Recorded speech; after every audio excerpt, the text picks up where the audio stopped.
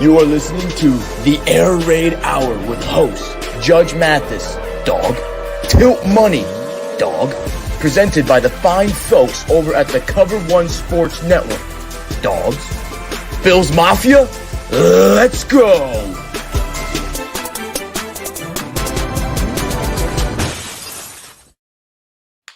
Welcome in, ladies and gentlemen, to the Air Raid Hour, Buffalo Bills, Denver Broncos pregame show, or should I have started this with Bills Country? Let's ride. My name is Judge Mathis.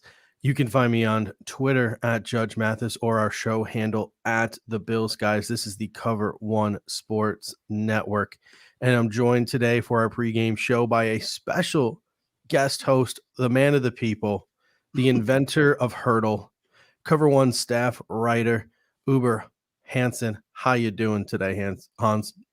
I'm doing really well. I just want to say your intro song is so fire. Like every time I hear it, I get so pumped up. And now you got the what's his name, the dog guy. Yeah. Oh, he's good. Yeah. Shout out to my cousin. He is a former DJ. He put together a special little beat for us a couple of years ago. So shout out to him, because before that we were just using clips from Major League and the replacements to start our show. So shout out to my cousin Anthony for that one. But before we get started today, let the people know sort of what you're going to be doing for Cover One as this football season approaches. Yeah, so the main thing I'll be doing, and I've been doing this since 2019, mainly on Reddit, to be honest. I write these matchup previews. So I'll essentially go through whoever the Bills are playing that week. And I do like the Bills pass offense versus their pass defense, rush offense versus rush defense, and then flip it in special teams. And then at the end, all of that kind of gets compiled into a prediction for the game. It's a very wordy post. Like I think most of them average over 2,500 words, so they're long. So if you like reading, they're fun. If you don't, they're definitely not for you. But I try to make them as in-depth as possible. So they're mainly like things to look out for on the opposing team's roster, how some certain matchups might play out, and things along those lines. Speaking of other teams' rosters, we're going to be previewing Bills, Broncos, and what to expect today from this preseason matchup. 1 p.m. at Highmark Stadium. Before we get started today, a super chat here from our main man, another Cover One staff writer, Ryan Sullivan. He says, howdy, gents. Best pregame show on the market. Love you guys. We love you too, Ryan. Thank you so much. Super appreciated. Speaking of super chats, before we get started today, just a quick reminder to anyone here or anyone who typically watches the Air Raid Hour. Remember, when you super chat, you enter yourself in a drawing to win a 26 shirt of your choice. We'll be announcing our first winner before the Bills-Rams season opener. So if you want to 100% make sure your takes get read, your topics get discussed, or your question gets answered, be sure to utilize that super chat feature. And as always, we are brought to you by Picasso's Pizza. The show is sponsored by Picasso's. 4 great locations in Williamsville, West Seneca, Lancaster, and Blaisdell. Buffalo Pizza since 1980. Hand-cut cup and char pepperonis. I mean, look at that picture. You can't beat Picasso's Pizza. You can order online, picassospizza.net. And even if you're an out-of-towner like me, you can even get it mailed to your home. And I can tell you from experience, you pop that thing in the oven and it's as good as getting it fresh from the restaurant. Again, that is picassospizza.net. All right. I didn't know you could get that mailed to you. Oh, yeah. I think I'm going to have to get that mailed to me. So you can get 2 mailed to you, or you can get 4 mailed to you. It's a pretty sweet setup that they got. I haven't been on the website in a while because I've been trying to watch my figure. I had to be able to fit into the work clothes again when fall came around, being a teacher that I am. But I believe they do the wings as well too. So head on over to picassospizza.net and they'll hook you up for game day, even if you're an out of towner. And my wife never had Buffalo pizza before. For some reason, whenever I take her to Buffalo, we always end up somewhere else. We never end up at a pizza joint. She was blown away by Picasso's Pizza. She's like, why have you been hiding this from me for the entire time that we been together? And I just had to apologize to her for that one. But let's get into Bills Broncos and the story of this game the story of this game. It's been the talk of social media since it was announced. The Bills will be playing most of their starters. Sean McDermott used the word significant portion or significant time in today's game. Very controversial. A lot of different sides to this equation. What is your take or your thoughts on the Buffalo Bills playing their ones in this game against the Denver Broncos? Yeah. So I know that this might be a controversial opinion. I don't mind it all that much. I wouldn't have particularly done it if I was in Sean Mhm. McDermott's shoes, but also Sean McDermott's where he is for a reason, and I'm not there for a reason. But saying that, like, I think one major thing that the Bills need to do before the season starts is like Josh Allen needs to have Ken Dorsey in his ear in a live game situation. So I think Mhm. there's a benefit there. And I don't really expect him to be put in harm's way. Like, we're not going to see design QB runs. That's not going to happen. And I'm Mhm. fairly certain that McDermott and Dorsey and everyone else on the team told Josh, do not scramble, just throw the ball to the moon if you have to. So there's that side with Josh Allen. And again, I'm going to be completely terrified the entire game he's in, just watching and praying. But I think there's a benefit for him. Further, the offensive line needs to work together Yep. against an opposing team. Like, there is some change. Like, Roger Saffold is completely new here. And then Quessenberry is still the starter. So he's going to be at Mhm. right tackle until Spencer Brown's 100% healthy. So those two were completely different. And then Ryan Bates is playing on a different side. So the offensive line needs time to gel together. Mhm. Why not do it against the Broncos in the preseason instead of against Aaron Donald for the first time, against the Rams? Yeah, you make some really great points. I didn't even think of the Dorsey Allen headset thing. That was not something that sort of, worked its way through my process when I was trying to Mhm. come up with the reasoning for it. I'm with you. I personally don't like it. It scares the heck out of me. Also, like I mentioned on this show last week, I'm a draft freak. So I love to watch all of these like players that no one else gives a darn about play football and get like live NFL reps. But just like you, I'm okay with it as long as they're cautious. And my reasoning is you saw last week in the first preseason game, the Buffalo Bills had 11 penalties and 5 turnovers in week 1 of the preseason. Now, I know that was the backups, but they were still NFL football players shaking off rust. It's very hard to replicate an NFL game setting with the fans in the stands and playing a different opponent, all of those different things. It's very difficult to replicate those in practice. I don't want that kind of rust from my number one players when we go out to play the Rams on national television on Thursday Night Football, because we get 11 penalties and we turn the ball over 3-4 times. We're not going to win that football game. So I'm all for the Bills giving their starters a little bit of run. I don't know if I would like go into the second half with it, which is like sort of the vibe I was getting from Sean McDermott when he used the word significant, but that also could just mean he's going to give him the whole first half, or he's going to let him go into the second quarter a little bit. So to be determined what we're going to see or what we're going to expect. I think the best comment that I heard today was from Bruce Nolan on Twitter. I RT'd it from our Bills guys account. Mm. He pretty much said it's going to be considered a good or a bad decision based entirely off of the post-game injury report. If somebody gets hurt, it was an awful idea.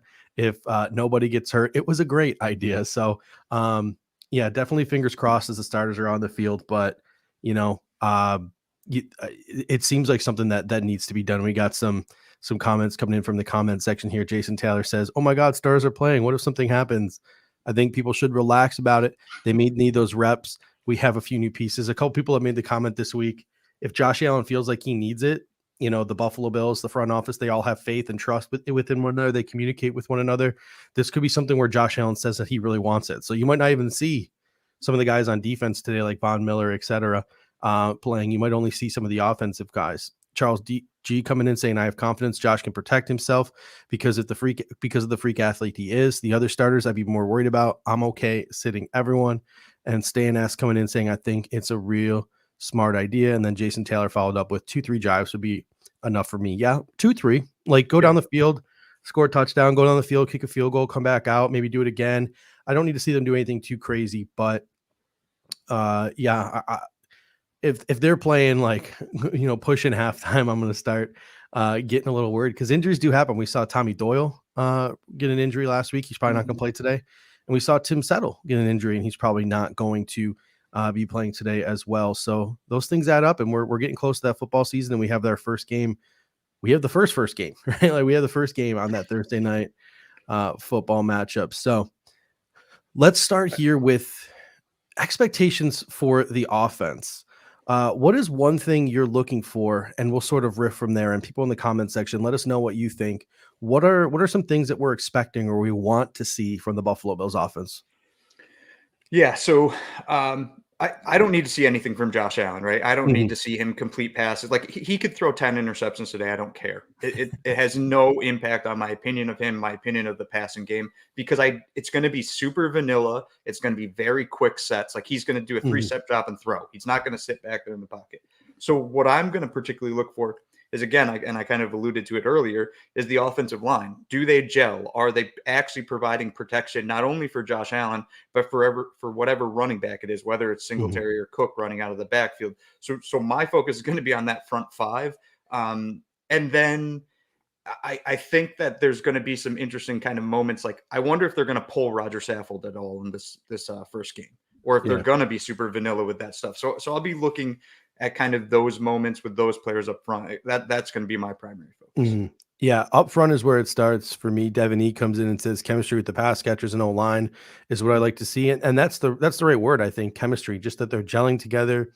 They look comfortable and they look confident. And I think the Broncos, they have a pretty decent starting defensive line if they choose to play their starters. They got some guys in Bradley Chubb, Nick Benito.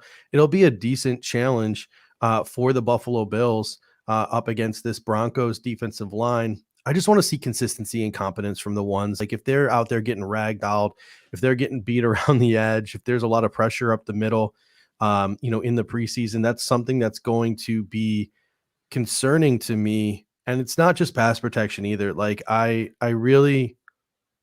need to see them run blocking, because obviously it's not that the Buffalo Bills need to run the ball more. They need to run the ball more consistently or get into the groove that they got in late in the season last year, where they had some semblance of a running game to complement their passing game.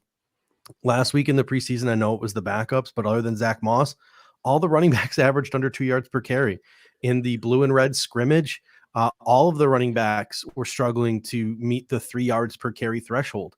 Now the Buffalo Bills have a very good defensive line, but guess what? Other teams in the National Football League also have very good defensive lines. So it's going to be interesting to see if these starters are together, they're healthy, how they're gelling. Pass protection, I'm not too worried about. Obviously, I can be worried about it once the game is over, but it's all about pushing the run game for me.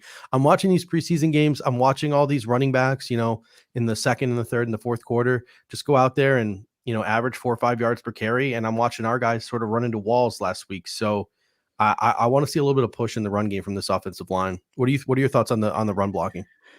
Yeah, I think I kind of been outspoken a little bit on this, but like Devin Singletary to me is RB1. Like he has been RB1 since he was drafted. He should have been basically his entire career with the Bills, even though people are focused on him not being.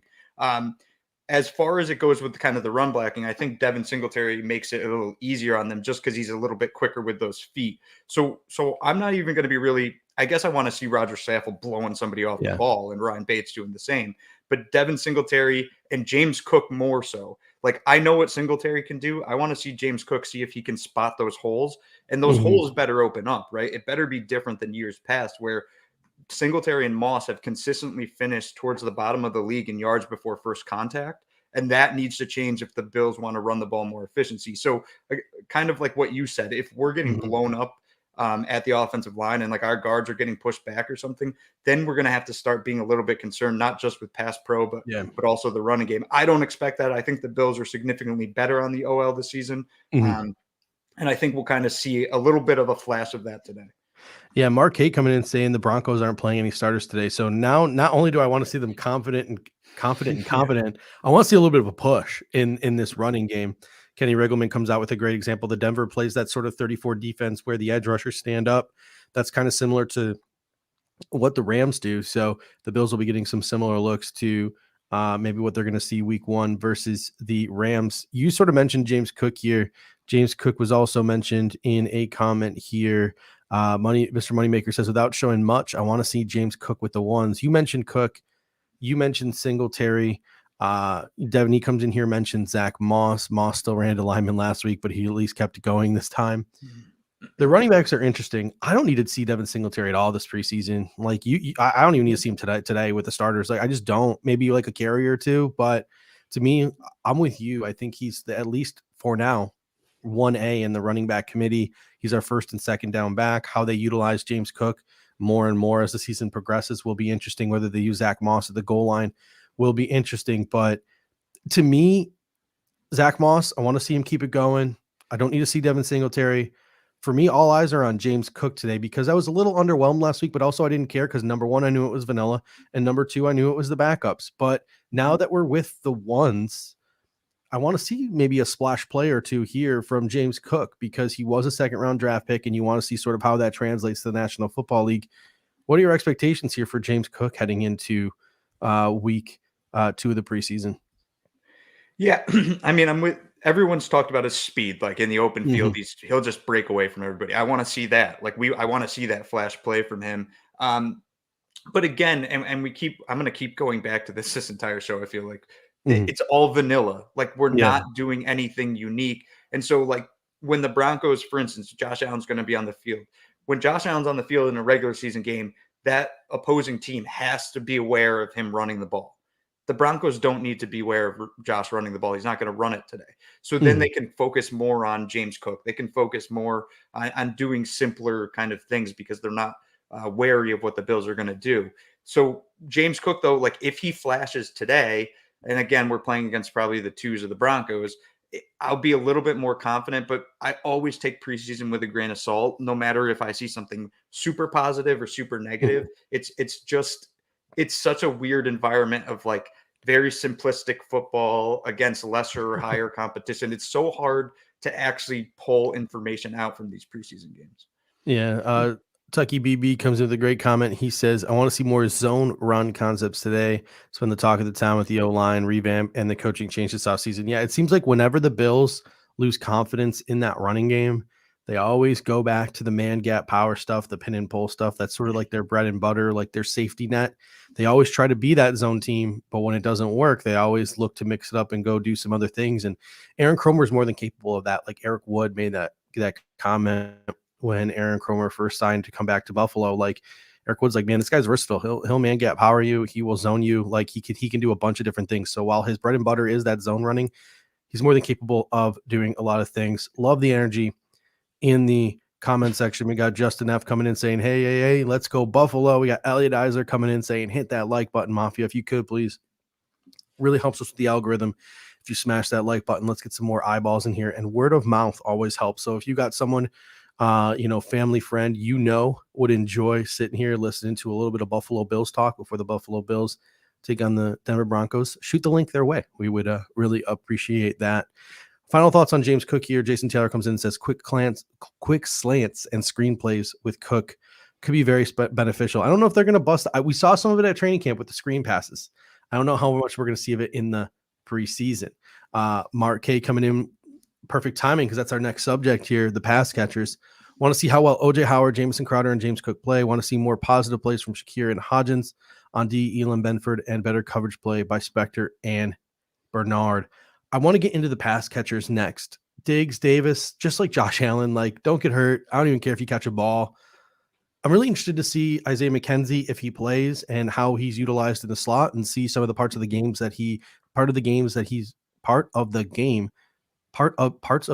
struggling today that he's developed. What are your thoughts on the starting wide receivers and the expectations for what we should see from them? Yeah, I don't want to see Diggs on the field, to be completely honest. Like I don't want to see him at all because we know 100% sure what he is. I don't think he needs anything from preseason. Gabriel Davis, I think there's some benefit too, but let's kind of go past that because my main focus this offseason has been the slot with Isaiah McKenzie and Jamison Crowder. I've been all in on Jamison Crowder being slot one until recently when the Bills seemingly signified that Isaiah McKenzie has that role. But I want to see McKenzie not just doing those crosses across the field. I want to see those short intermediate routes that like Cole Beasley did last year. I want to see a little bit of that. Is he capable of doing that? If he's not capable of doing that in the preseason, that's going to put more credence towards we have to keep a Jamison Crowder on the roster. If McKenzie proves that he can be that all-around slot, or at least I see flashes of it today, I might push a little bit more towards Crowder might be expendable, which I'm not at that point right now.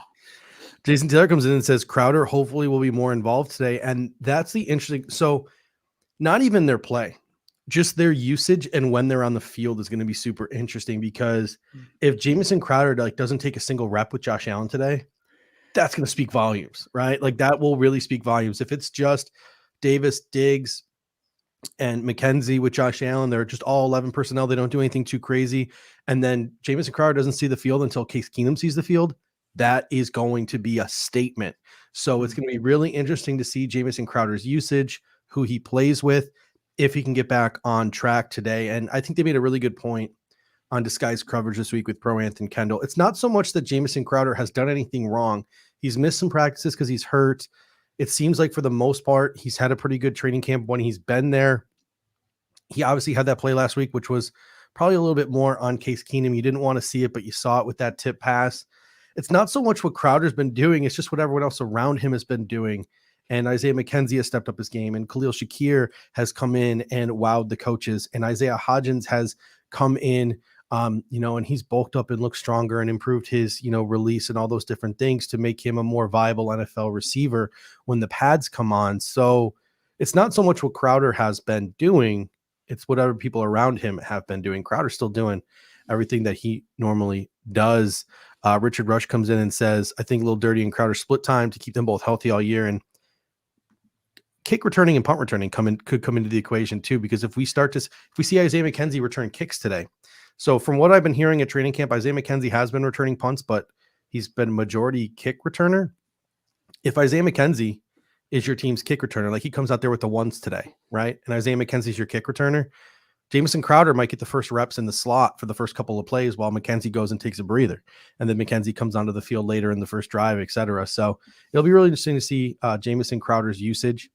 Speaking of not wanting to see Diggs and Davis play, I would be thrilled, right, if they came onto the field today, starting offensive line, Josh Allen, James Cook, and then split out wide and 11 personnel was Khalil Shakir, Isaiah Hodgins, and Isaiah McKenzie. I would love to see it. Isaiah Hodgins, Khalil Shakir, they had an awesome preseason week 1. We saw a clip from Bill's practice this week. Isaiah Hodgins catching a pass from Josh Allen in the red zone for a touchdown. Dawson Knox was also on the field, which is sort of a hint that the starters were on the field and Isaiah Hodgins was getting some reps with the ones. I want to see these two dudes ball with Josh Allen.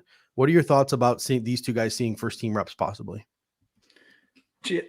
So I know you and I disagree on this, but with Isaiah Hodgins, so he's shown some flashes. The catch he had in the preseason game, like that diving ball, that was beautiful. So Hodgins does have some talent. My question is and will continue to be, if he can't compete on special teams, if he can't play special teams, I don't really know how he makes this roster in any kind of active aspect. Like he needs to be able to play special teams. Otherwise he can't be on the field.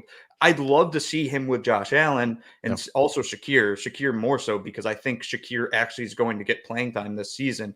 But if anything, if Hodgins really flashes today, let's say Hodgins flashes and Crowder doesn't really do much, or like you said, Crowder plays with Keenum, then I'm going to start pushing the Hodgins Crowder debate. I don't think it's a Hodgins Kumaro debate, which I'm sure we'll get into in the next one of the later topics. But I do think that Hodgins provides a little bit more better depth for the Bills if he's able to play well with the ones, just because I think one sneaky part of all of this is Shakir can play slot and he can play outside. And that versatility gives the Bills the depth they need without having to have a third slot on the roster, essentially being Jamison Crowder. And to me personally, and I'm not disagreeing with anything you're saying, I'm not sitting here saying Hodgins should get reps with the ones because he should be like a starter or he should be a major focal point of the Bills 2022 season or their receiving core. All I'm saying is like, this guy was a 6th-round draft pick by your football team. He came in and he got injured early. He struggled early. He's put in the work. He has developed himself. He's built in to the process. He's respected that process. He's improved his game to enough to a point where he caught 9 balls in a preseason game last week. I think that you owe it to Isaiah Hodgins to see what he can do with starters.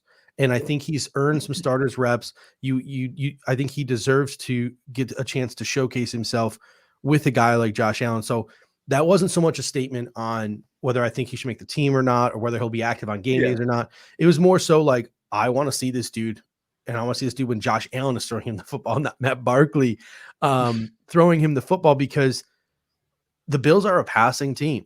And if they have to keep 7 wide receivers and an active Isaiah Hodgins to reserve his spot for next year, when Jake Kumaro and Jamison Crowder, who are on expiring contracts, their contracts are up, because the passing game is so important and familiarity in the system is so important. And they think Isaiah Hodgins is part of the future of this football team.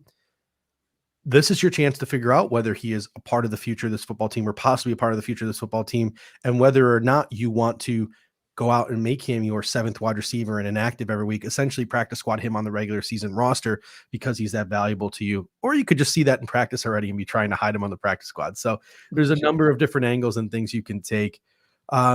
Sort of my last little comment here for the receivers is Tavon Austin.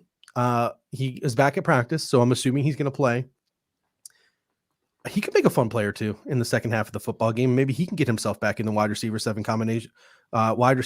7 conversation, even, especially with his kick and punt return abilities, which is how he would obviously make the football team. Yeah. I think Tavon Austin and Duke Johnson are in the same situation, right? Mm-hmm. Like they would have to be a threat on return. If they're not a threat on return, there's no way they can make this team. It's just not going to happen.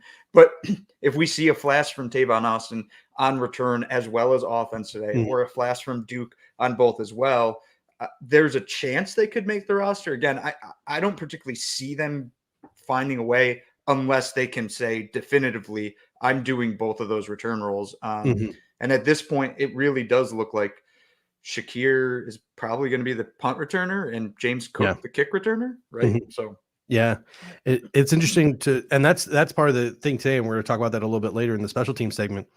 Was that because of injuries? Is that because that's what the Buffalo Bills want in an ideal world? Are we going to see something different this week with some other guys back healthy, or the Bills willing to give some other guys some live reps? Could Isaiah McKenzie play into this equation? Could Tavon Austin play into this equation this week and sort of throw a wrench in what looks like maybe the Bills' plan of James Cook and Khalil Shakir? Jason Taylor comes in and says, Judge, when are we doing the next 53-man roster projection? Probably tonight, probably this evening. Go back, rewatch the football game, shoot out some hot takes with my 53-man roster projection. But before we get to the defense here, Dawson Knox, obviously, we're going to get to it at the end of the show here, out of today's game, attending the funeral services of his brother, Luke Knox. OJ Howard, Tommy Sweeney, who starts this game, could be very, very interesting. Howard has the contract. Howard has the pedigree. OJ Howard was also playing in the 4th quarter of last week's preseason game with all of the backups. Tommy Sweeney, coach's favorite. He's had a good camp. Seems to always underwhelm in football games. What are your thoughts? You can tell I don't like Tommy Sweeney. What are your thoughts on the tight end battle? Who do you think lines up with the ones when the Buffalo Bills march onto the field at 1:00 today? It's got to be OJ Howard. If it's not OJ Howard, similar to how you were saying with Crowder, if Crowder is with Keenum today, that's a huge red flag where it's like, all right, Crowder's probably not making this roster. If I see Tommy Sweeney with the ones and I see OJ Howard with Case Keenum today, I'm going to start thinking, well, OJ's out of here. We're not keeping him. And Tommy's the 2 again this season. I'm kind of with you with Tommy Sweeney. Like, for when Dawson Knox didn't play last year, I think there was 1 or 2 games he didn't play, and Tommy Sweeney came in. We essentially didn't have, let's be honest, we didn't have a tight end. There's no playmaking ability. So does Quentin Morris have a shot at that tight end too over Tommy Sweeney? I fully expect OJ Howard to be the tight end 1 today.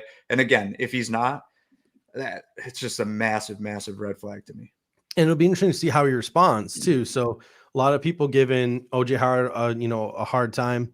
Maybe once Josh Allen gets out there, he looks a little bit cleaner. He looks a little bit crisper with a different guy throwing him the football. Obviously, it takes a little time. Both him and Crowder, they're veterans, but it takes a little time to get used to what's going on in this offense. Guys like Isaiah Hodgins, Tommy Sweeney, et cetera, Gabe Davis, Isaiah McKenzie, they've all been in this system for years and years and years, even though it's a different offensive coordinator.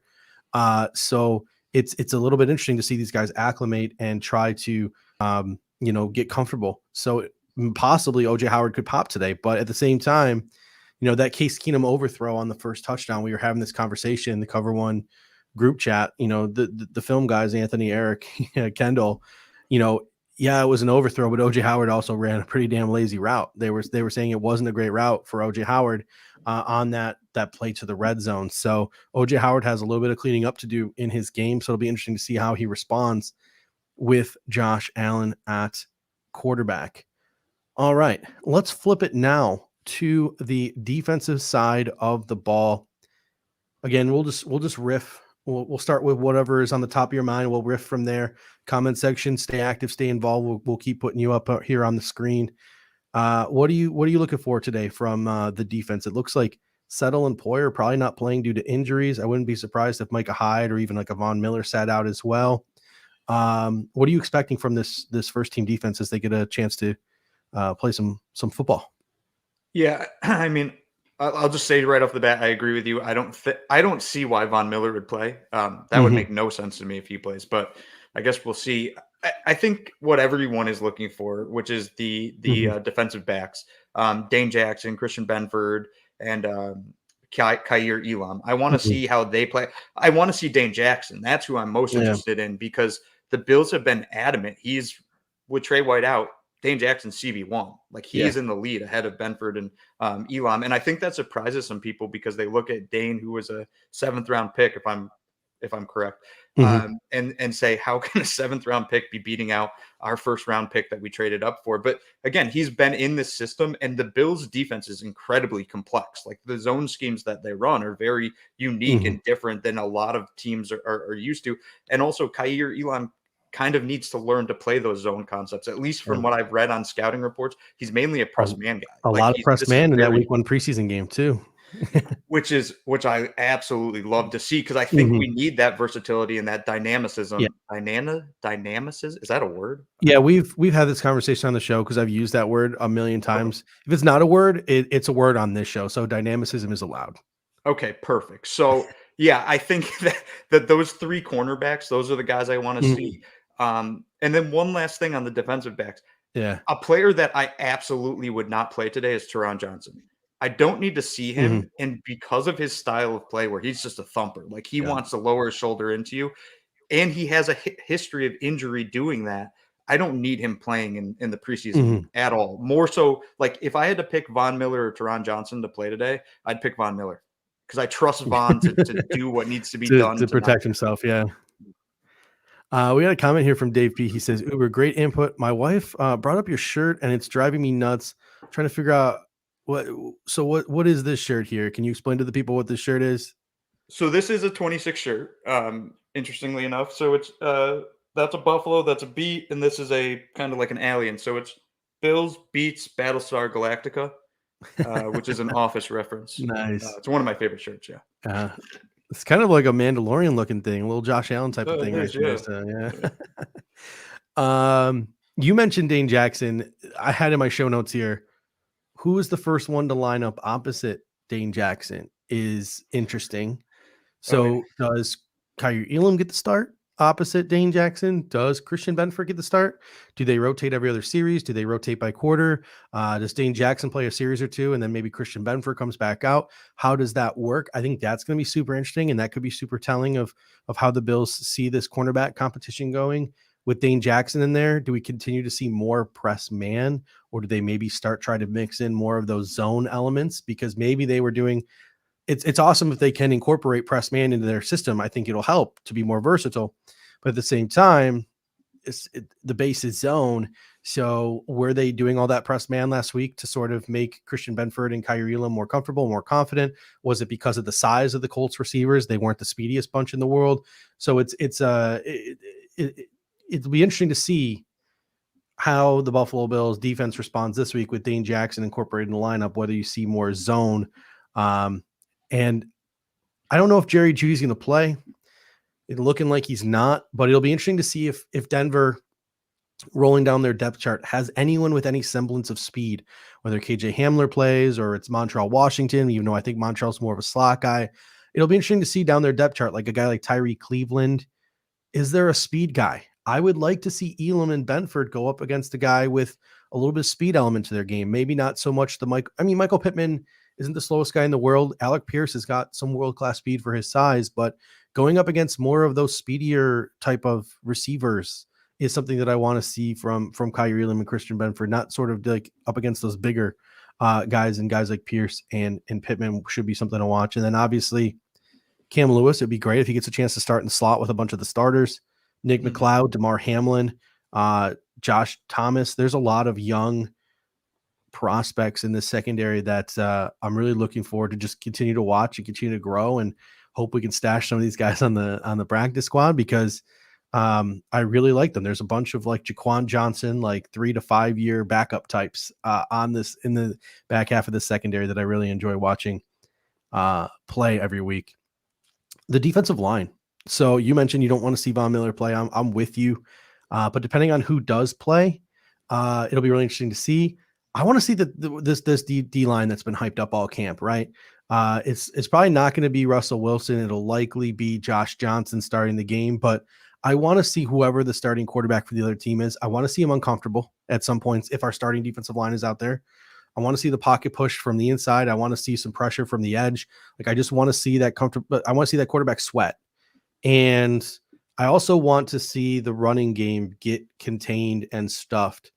They got a little shaky at times against the Colts. It's been an issue for the Bills in the past. I know they have some bigger, beefier guys, but a guy like Jordan Phillips has always been known for his pass rush. Tim Settle, same way. I really want to see the Buffalo Bills be able to contain that running game of the Broncos, no matter who is playing as well. I want to see them clean that up a little bit this week.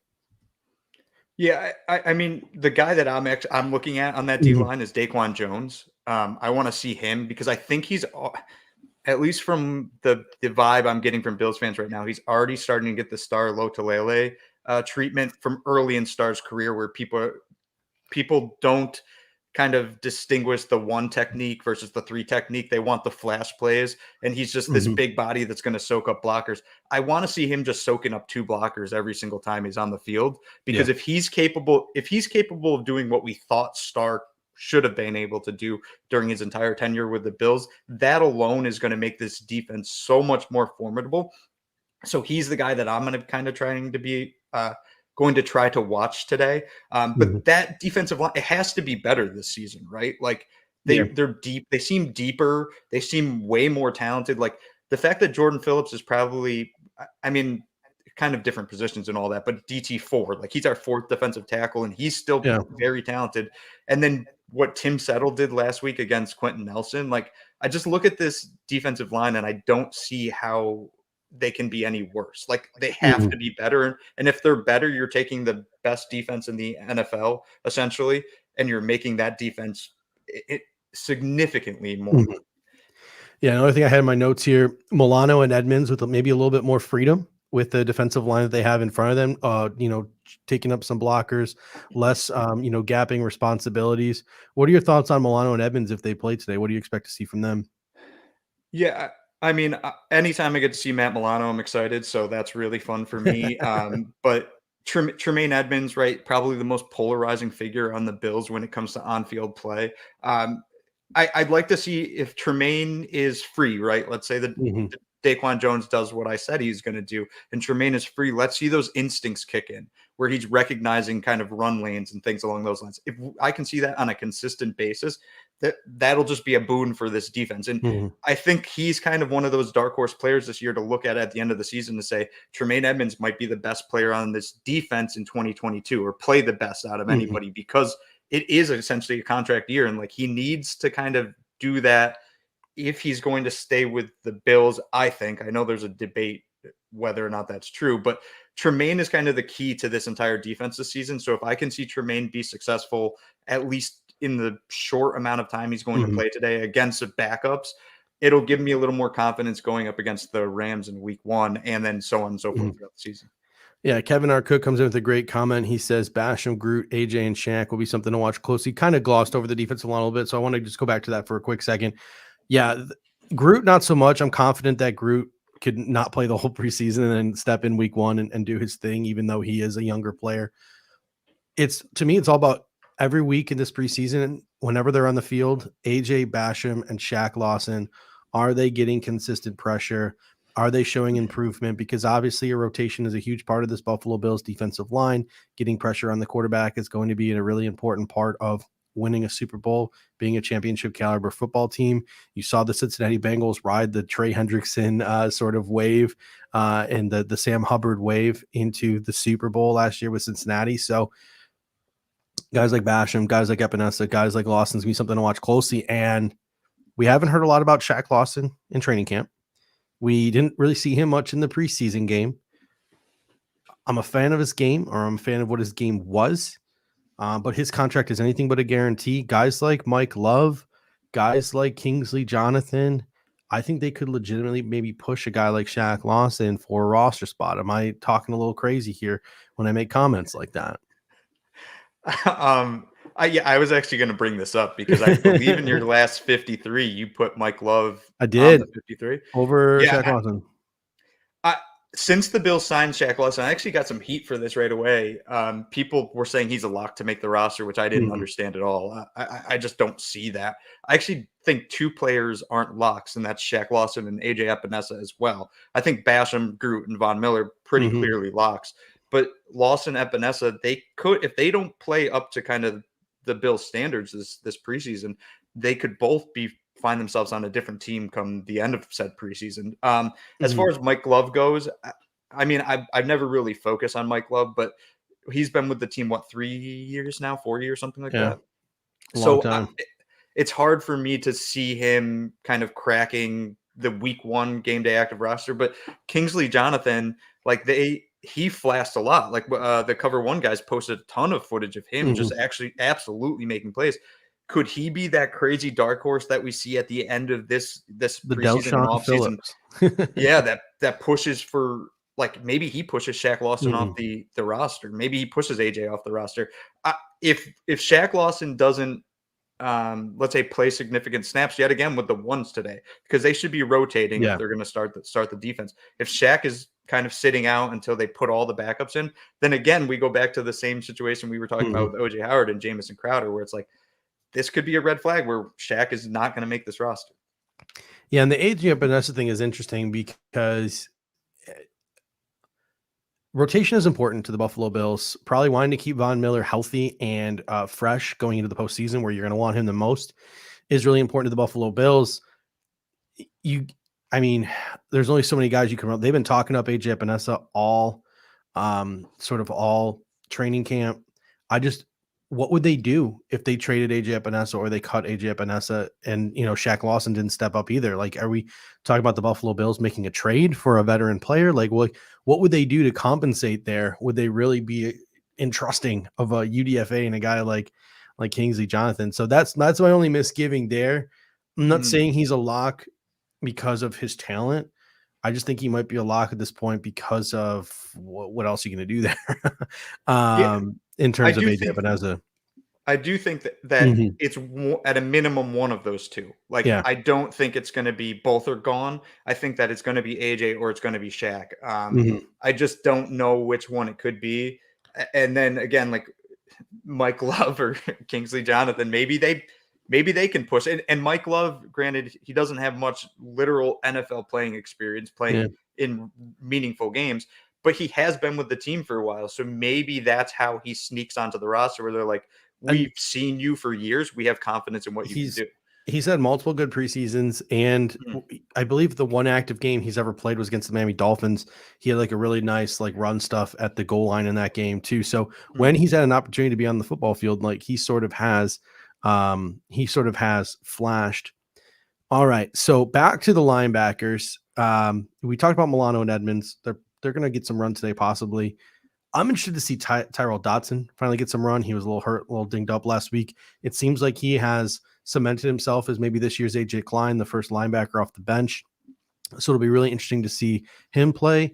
And I want to continue to see Terrell Bernard and just keep seeing him get reps and getting to see him get comfortable. I think he did some good things last week, but he's also has some things to work on as well. And then give me all the Balon Spector in the second half. I think that Markel Lee was cut for a reason. I think the Buffalo Bills sat down after that first game and they said, listen, this Balon kid, if we keep 6 linebackers, he's the 6'1". If we keep 5, it's Balon to the practice squad. There's just no way Markel Lee can surpass Balon Spector at this point. I mean, Markel Lee was essentially the Tyrell Dodson of the Las Vegas Raiders last year. He played just about the same amount of special team snaps as Tyrell Dodson, and he played about 30% of their defensive snaps. So he literally was their Tyrell Dodson last year.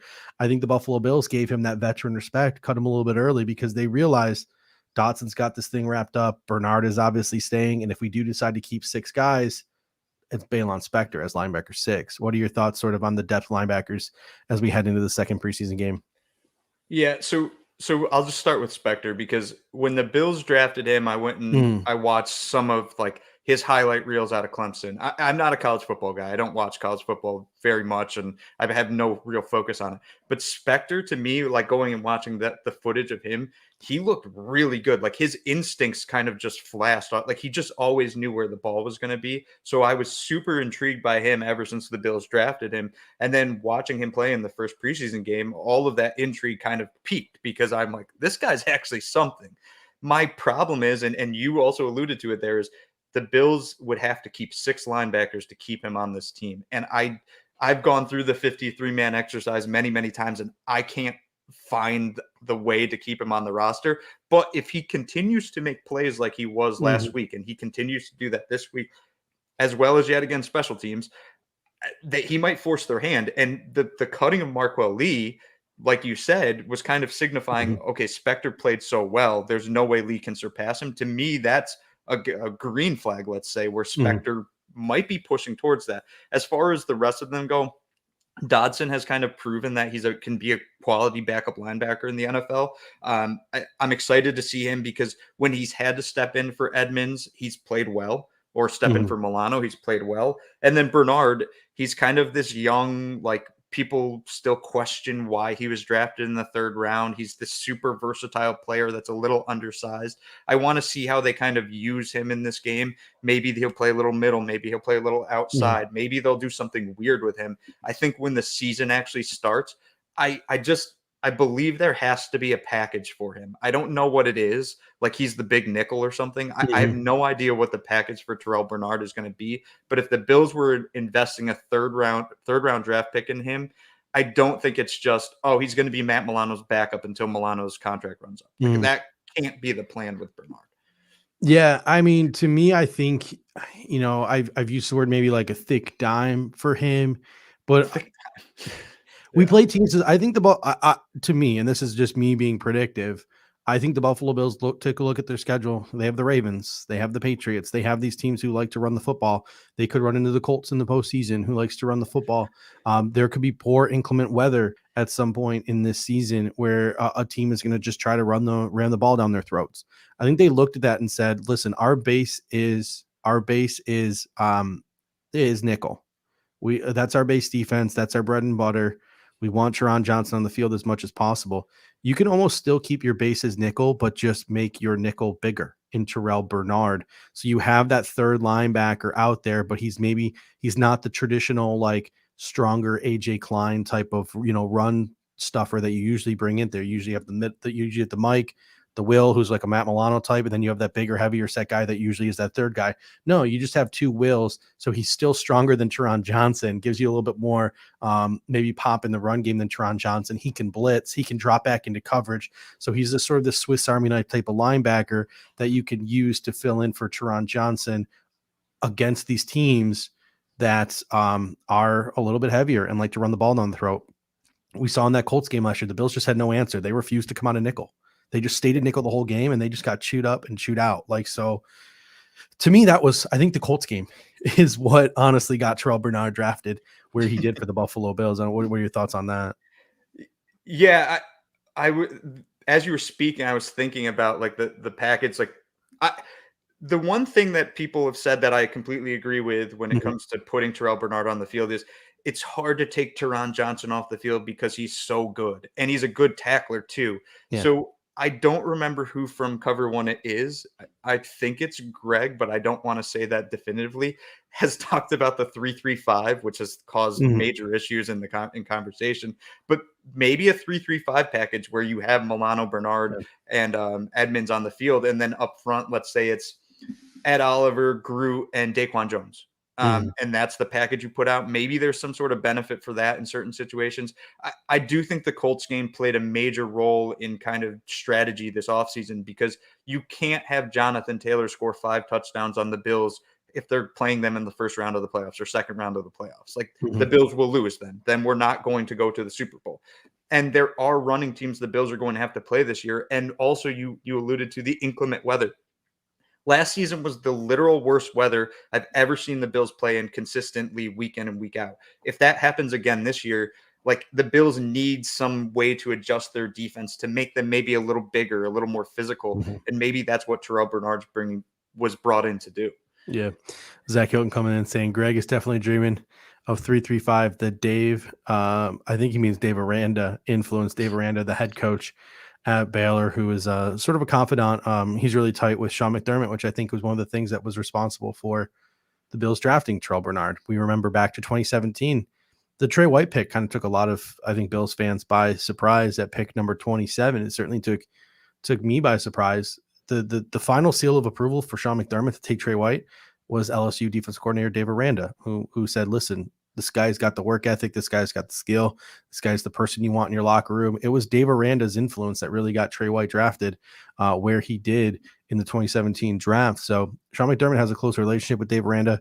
It has played out twice now, I believe. I truly believe in both Trey White and now Terrell Bernard. A really good comment here from Carl T comes in. Just want to read the first item here. He says he just wants to see a clean game, no turnovers, very few penalties, no holding, no pass interference. I'm with you. I want to see a clean game from the Buffalo Bills today. You know that's the first thing that Sean McDermott harped on when he got to the locker room. Like, listen, great dub. Appreciate the comeback. I appreciate the heart. I appreciate the effort from start to finish. But we can't have 11 penalties. We can't have 5 turnovers. That can't happen in an NFL football game, and you can expect to win every game. So knowing that Sean McDermott harped on that the most, I want to see a change. I want to see that fixed this week. And that leads us to the next topic here, where you see a lot of these penalties. It seems like every time there's a kick or a punt, you see a penalty, and that's special teams. I want to transition now. We've talked about offense. We talked about defense. I want to transition into special teams a little bit before we get to superlatives. Tyler Bass, good. Reed Ferguson, good. So let's jump to punter and then talk about some other aspects of special teams. What are your thoughts on what we see today? Because I have a feeling about what we're going to see today from the punting, and I feel like I'm not going to be a fan of it. But what do you think we're going to see today from Puntapalooza 2022? So if you're saying you're not a fan, I have to presume you're saying we're going to see both of them. I think we're going to see Matt Hawk for majority of the game. I think you're going to see Matt Hawk for like the first 3 quarters. I would not. I don't want that. I would absolutely hate that. I think every interview Sean McDermott did this first press conference right after the game. He was asked about Matt Araiza. Good Morning Football, Matt Araiza was the first thing brought up. I think he's going to want to put this rookie in his place. I don't think he wants him to get too big of a head. I think he wants the national media and the Bills locker room to still think that this is a legitimate competition. I have a feeling we see a lot of Matt Hawk today, and I feel like it's going to make me very, very angry. Yeah, that would make me very angry as well. It's not a competition. The competition's over. It's been over for a bit now. Yeah. Mm-hmm. I don't know. I honestly wouldn't mind if they brought Matt Hawk back on practice squad, to be honest, but that's a whole nother debate to have. But Matt Araiza, as far as he goes, that 82-yard punt was more than enough to put him over the top. And I know that there was some debate in the this past week of whether or not a touchback is good, which is the most incredibly delusional thing I've ever seen in my life. And what was it? Puntalytics proved that if a punter kicked the punt back every single time, their EPA would be off the charts better than any other punter in history. Ariza's ability to absolutely destroy a football is such a benefit to this team that there is no competition anymore. The Bills are in a division with Braxton Berrios, who was an all-pro last season, return man, Tyreek Hill, who's an all-world return man when he does, Jalen Waddle, who was one of the best return men in college. He averaged about 20 yards per punt return. like you need a punter that can basically keep the ball out of their hands. And the best way to do that is to literally kick it out of the back of the end zone every single time. If we see Matt Hawk today more than we see Ariza, I'm going to be like distraught, to be completely honest. And I think that you're right. Actually, I love the way that you kind of argued your point and explained it. It's like Sean McDermott is going to put him in his place. This is what Sean McDermott does, and that's what's going to happen today. And I hate that you told me that, and now I have to think about that for 2 more hours. Aaron Butler comes in and says the Baltimore Ravens are the most respected sports organization in all of sports. Sir, this is a Wendy's. All right, this is a Wendy's. You need to get out of here. The return game. So before we get to sort of the craziness that it is, like the last 5 guys on the roster and the gunners and the 4-face special teamers and all that stuff, the return game. I think obviously it seems like last week Cook and Shakir were the preferred kick and punt return options. I wasn't really impressed with Khalil Shakir. I didn't really think he had too much pop when he caught it, which is great. Chris Watson would be proud, but I don't know if he had the pop or the juice that I like to see once you catch it and what you're doing with it, what he did with it. So maybe McKenzie works his way into getting a kick return this game. I don't think he's going to get a punt return. I think the Mills have moved past that, but it seems like he's still been working with the kick return units.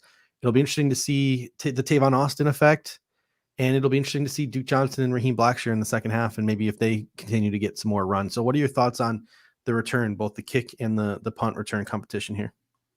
Yeah, I mean, I think you're right. I think McKenzie's done, like they're done with him at punt, especially if they're going to kind of feature him in the offense this season. I do think he has the most pop on the team. Like he is the best return man on the team. You just got to catch it first. Drives me nuts. Shakir, he caught the ball, but he didn't do much after he caught the ball. To me, that's all I particularly care about. Catch the ball on punt, and we're good to go. As far as kick return goes, though, I think you're going to see a split, assuming the Broncos are able to score a couple points. I think you might see Cook, you might see Austin, you might see even Duke Johnson. But Raheem Blackshear is really intriguing. I don't know how he makes this roster, to be completely honest. But if he can keep popping a couple returns on kick, maybe he can push for. I don't think so, but maybe I think he has a legitimate shot at the 2023 roster. Yes, especially with the way the contracts are going. If the Bills don't re-sign Singletary, they'll be able to stash Blackshear on practice squad. No one's going to claim him. He's for sure a practice squad guy. But yeah, I think the return game is very important. I've said that's the biggest hole on this team this entire offseason. If you see one guy fumble the ball, they're done. Like one fumble, they're done. They're not going to get a second chance. I don't think so. So I'd like to see Shakir back there again on punt return just to verify his hands are good. But I think you're going to keep seeing that kind of churn where they're trying everybody at these spots. Yeah, it's just I really wish they would have brought in, and I guess they have with Tavon Austin. He was just hurt the first game. Part of me wishes they would have just brought in some kind of experienced return guy. And like Jakeem Grant was sitting out there. I don't even remember what contract he got with Cleveland, but he's also off for the year now with the torn ACL. So, but I just wish they would have, DeAndre Carter from Washington was available. I think he's with San Diego now, or Los Angeles Chargers now. There were some dudes out there who have returned kicks in this league. I just wish they would have shirted up a little more, but it is what it is, and we'll see how it plays out over these next couple of preseason games. All right, so I don't want to get in the weeds too much because we're already 58 minutes into the show, but Tywan Jones, Tyler Matakevich, Saran Neal, they're all considered such core special teamers that they didn't even play at all in the game last week. Jake Kumaro played, but only on offense. He didn't see a single special teams snap. Do you think that changes today? Do you think we see Kumaro, Jones, Neal, and Matakevich out there? Or do you think the Bills still continue to give these younger guys a look on special teams? I think Kumaro, I think you'll see him pull a couple special teams snaps, but they don't need to see Saran Neal. They know he's a freak on special teams. They don't need to see Matakevich. They know he's probably one of the best coverage guys in the NFL. But I think that you're going to see Kumaro because I do think that there is some thought in the Bills' head that if Hodgins is this crazy upside wide receiver, maybe they can push Kumaro off the roster as long as Hodgins can play special teams. I don't think that's the case.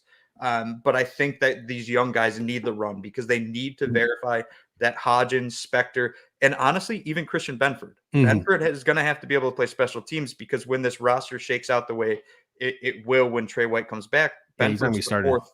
He'll be the fourth corner. So he needs to play special teams. And I really like the point. So we had this huge conversation back and forth in the Cover One group chat. You guys put me in my place telling me how important Sonny Medicaid and Taiwan Jones are to this football team. But I think that towards the end, Greg made a really good point where you could probably roster Isaiah Hodgins and make him inactive every week if you don't trust him as a special team or just a security blanket, a guy for the future, a guy that you might need later on this season. And a guy like Christian Benford at his size could be someone who takes the Jake Kumaro spot on special teams because it's not like he's a gunner. So I think the more I think about it, maybe it's this Jake Kumaro spot that is maybe the most wide open of all of the special team slots. So it'll be really interesting to see who gets that spot in the preseason game today. Any final thoughts on special teams before we get to superlatives here? Yeah, I just reiterate all the time, like, and again, I think it's a difference of probably theory and strategy that people have in roster construction. I honestly believe that core special teams players are important. Taiwan Jones and Tyler Matakevich were both captains last year. And that's meaningful to me. And I do think that carries over into this season. And I do think at some point when we look at these rosters and look at these edge of the 53 players, we have to remember that they have to be able to play special teams. If they cannot play special teams, then they're just soaking up a roster spot that's of no benefit to anybody. Yeah. Richard Rush comes in and says Hodgins played 8 snaps on special teams. They're definitely giving him a shot. They're definitely giving him a shot to prove himself on special teams. We'll probably see a lot more of it today in order to try to knock a guy like Jake Kumaro off the roster. All right. We got 236 of you in here. Super appreciate that for a preseason pregame show. So that just goes to show you how much Bills Mafia loves the Buffalo Bills. If you could do us a favor real quick, smash that like button, helps us with the algorithm. If you like what you're hearing, if you think you have a friend, a family member, whoever, a coworker who would enjoy this Buffalo Bills pregame show, enjoy talking a little bit of Buffalo Bills football, send them a text, share the link. We would super appreciate that. Word of mouth is always the best way, to spread what's going on here at Cover One.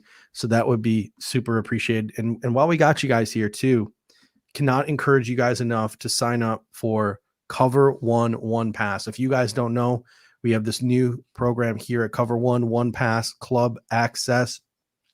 $57 a year. You get a Cover One shirt. You get a Cover One decal with your subscription, and you get a ton of premium content from Cover One and all of the various different Cover One content creators.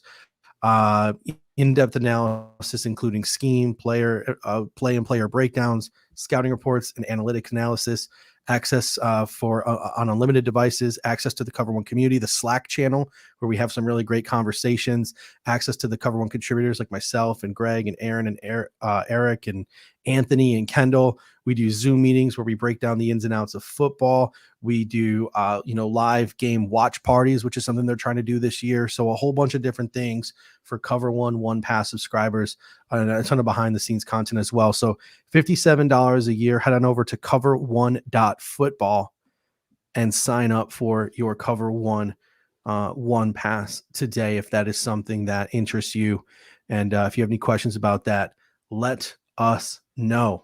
All right, time for my favorite part of every pregame show, the pregame superlatives, and we have amended them for the preseason. So typically we'll come out here and we'll do our superlatives, we'll make some predictions, etc. But it's the preseason, so we got to tone that down a little bit.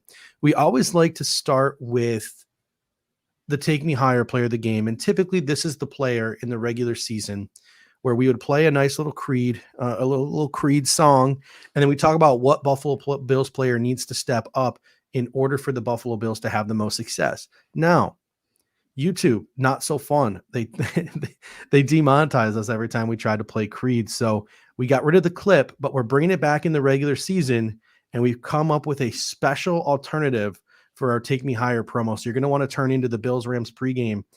A member of the Buffalo Bills content creation community has helped us out to create a new promo for that. So you're going to want to see that before Bills and Rams. But this week, for the sake of preseason, our Take Me Higher player of the game is a player that you, Hans, want to see elevate his stock after this football game or during this football game.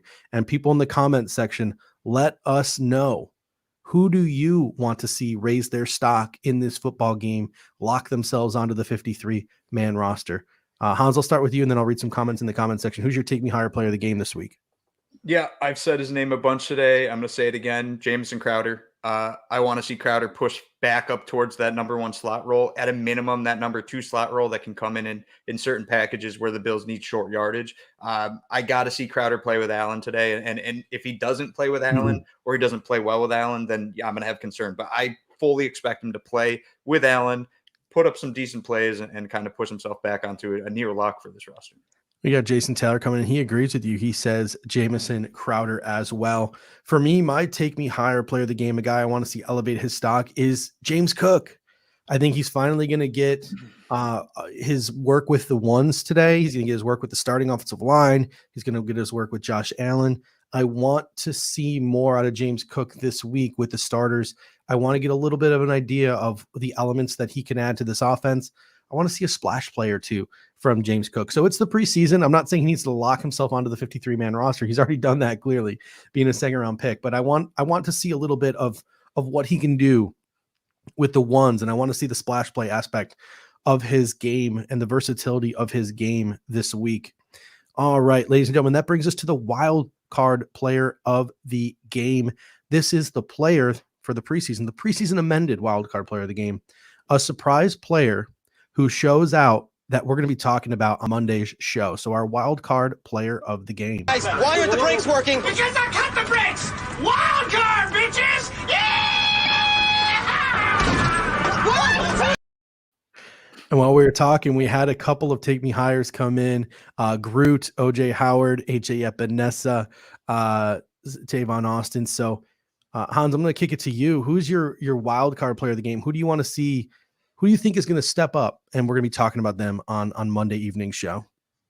Yeah, I'm going to go with Nick McLeod. I think people are forgetting about him because they're so enamored by Christian Benford and Kaiir Elam, rightfully so, to be honest. But I think McLeod could push for that kind of edge of roster role with a Cam Lewis. I think it might come down to the two of them, especially with the news coming out that Trey White, that they're kind of iffy on his return. So if Trey goes on to, what would it be, short-term IR or whatever, that kind of opens up that spot for somebody like Nick McLeod. His speed, he's the fastest player on the Bills, ran the fastest 40 coming out of college. I think that's important and could be beneficial come season. We got some great comments in the comment section. OJ Howard, Jamison Crowder. So those are two guys that maybe, they've been a little quiet this training camp. They're veteran players. They have themselves a big game. They can be one of the talking points, right? Like Jamison Crowder comes out and has like the same first half that Khalil Shakir has. We're talking about Jamison Crowder. OJ Howard comes out, catches a touchdown pass or something.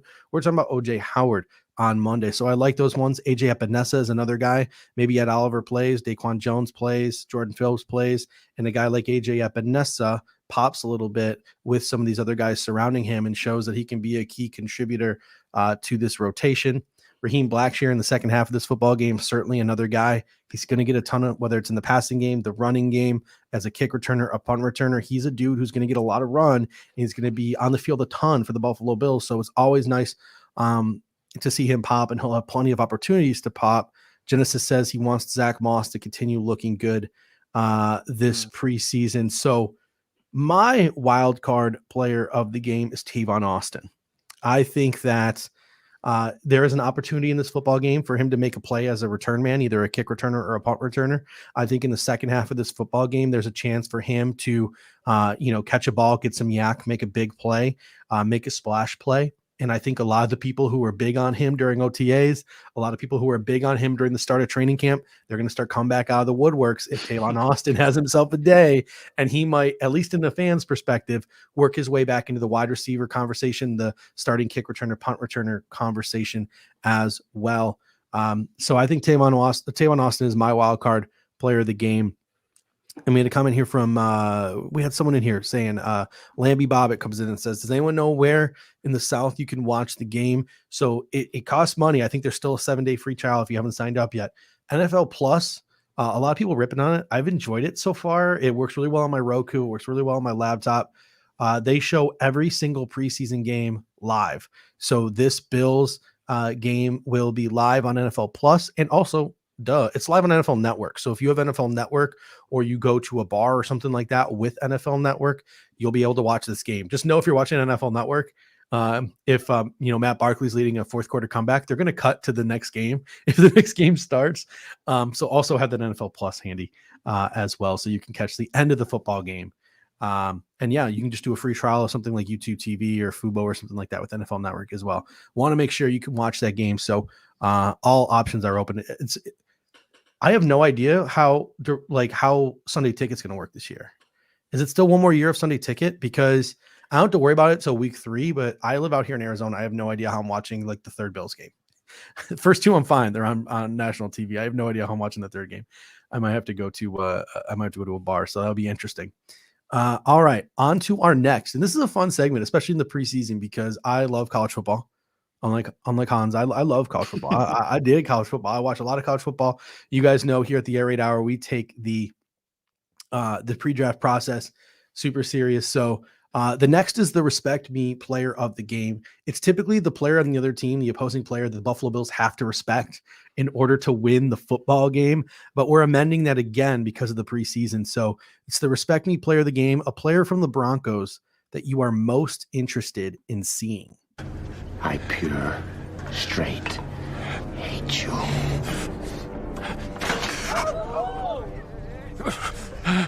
But God damn it, do I respect you.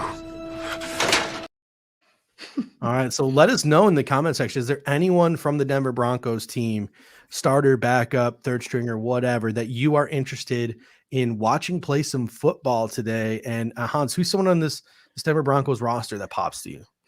Yeah, I'll quickly give 2 just because I don't think one of them's going to play. The first being Josie Jewell. I met somebody in Denver last year when I was out there at a bar, and he talked to me about Josie Jewell for about an hour straight, I believe. He was super excited about him. And then he tore his pec in week 2 and didn't play the rest of the season. He just got a new contract from the Broncos for 2 years. I think Josie Jewell could be pretty good this year, and especially on that defense, has a chance to kind of push them towards the upper echelon of NFL defenses. So the guy I'm going to go with that I think will play is KJ Hamler. So KJ Hamler, again, got hurt last season. I believe he was a first-round draft pick in 2020, or maybe second or third, but he's supposed to be super speedy, super quick, all those things to kind of play out of the slot. So you were talking earlier about like what are the Bills going to do with a speedy guy? Maybe KJ Hamler can kind of test a Benford, test an Elon, test a Dane Jackson. So I think KJ Hamler could have some juice, and he could also provide some benefit to the Bills kind of evaluating their team. Jason Taylor comes in and says, I don't know any Broncos backups. That's right. That's why we're here. That's why we're here, Jane. I'll tell you what, the number one player I'm interested in seeing play today is probably the guy who's going to end up starting at quarterback if Russell Wilson doesn't play. It's one of my favorite players in the National Football League. I love this guy's story. Josh Johnson.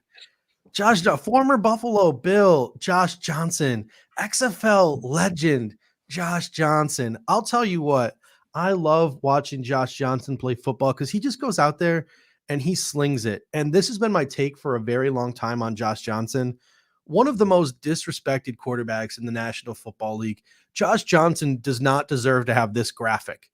He doesn't deserve to have been on this many football teams over the past 15 years. Like, that's ridiculous.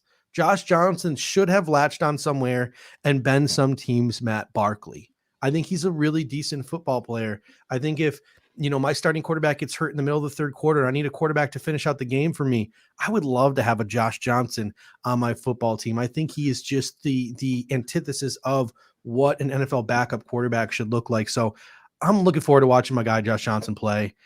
Part of me's happy that it looks like maybe he secured this backup job in Denver, but part of me's sad because I would love to see him just light up the XFL again in February. So, I'm torn here, but Josh Johnson's my dude. I'm looking forward to watching Josh Johnson. And then some other guys that I really liked in the pre-draft process.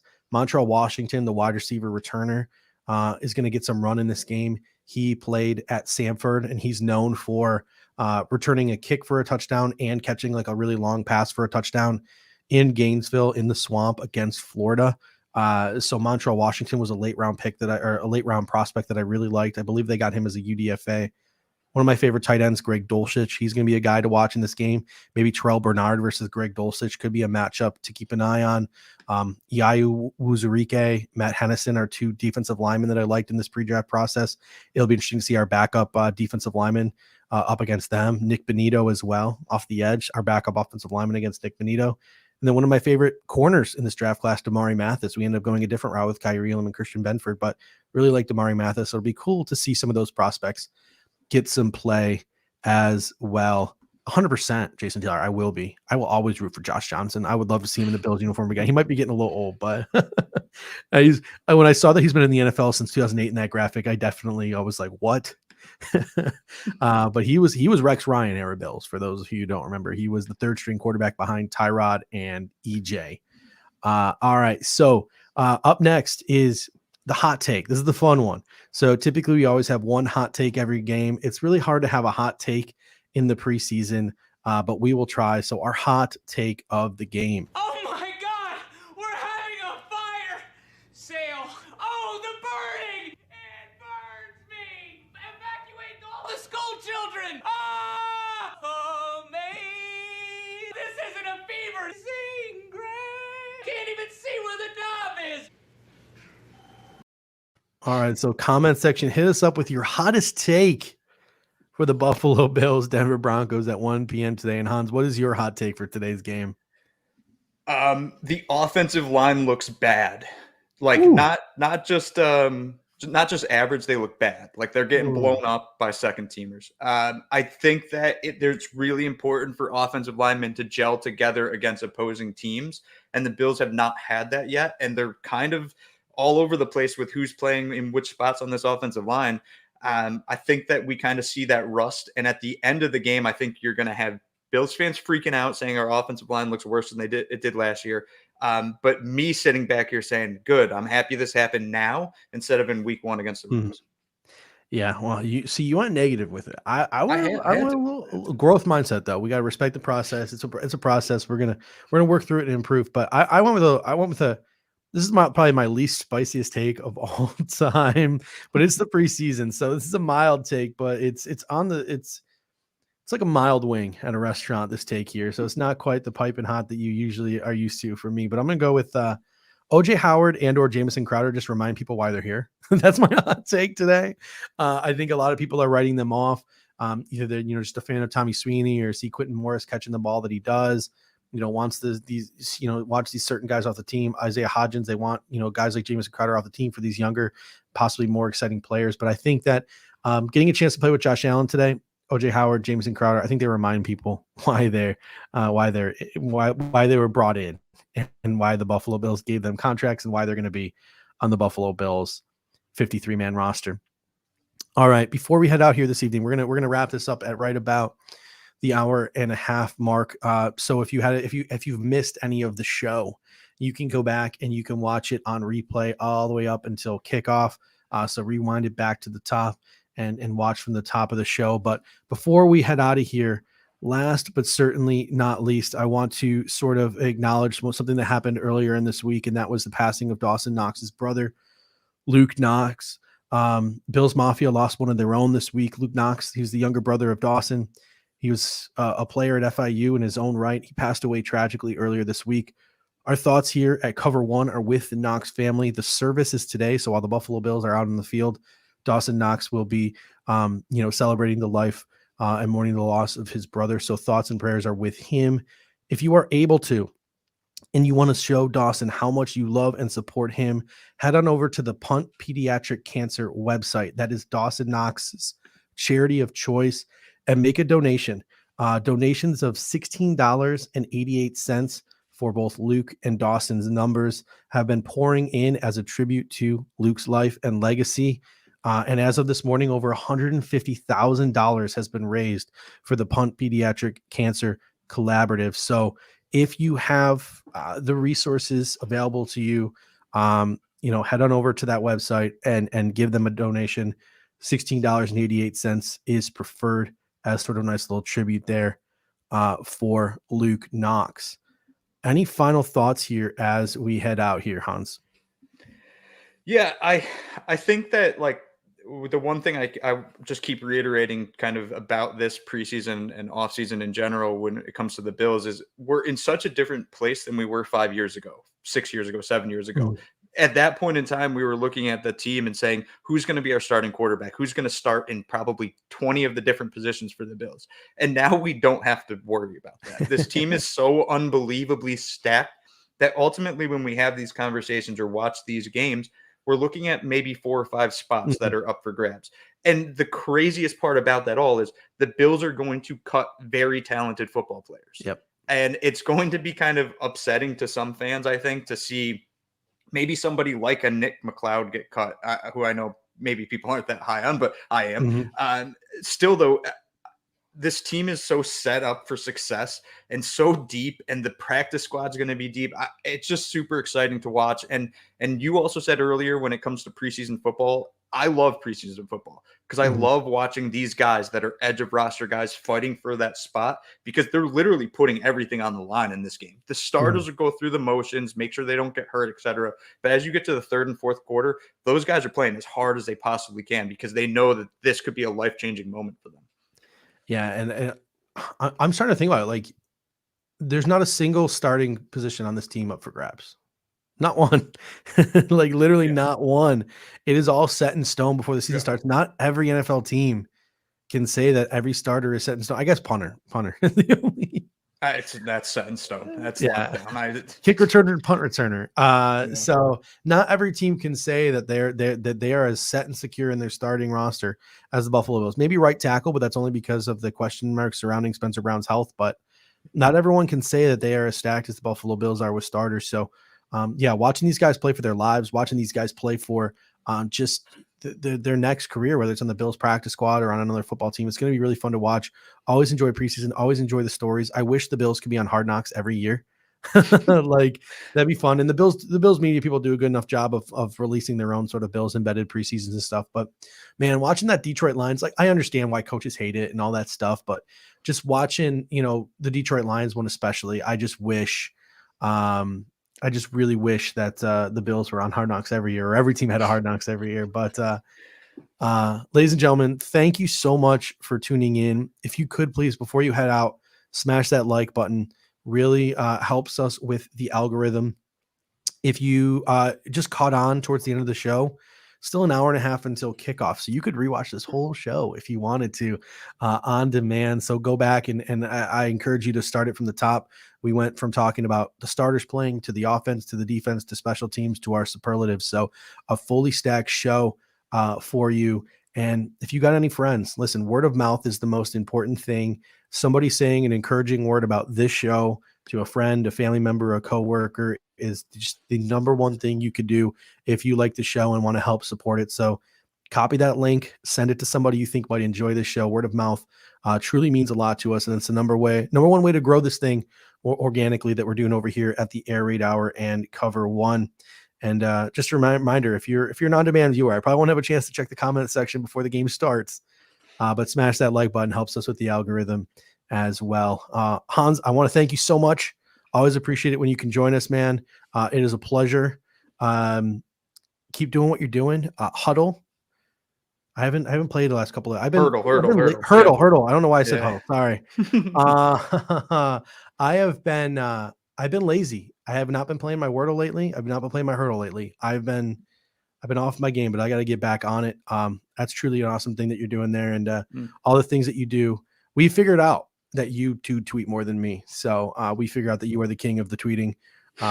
Last time you were here, we questioned who tweeted more, me or you. No, you win. And you won in a landslide. So thank you for joining me here today. Always appreciate it, my man. And until next time, ladies and gentlemen, go Bills. Go Bills. Are we having fun yet?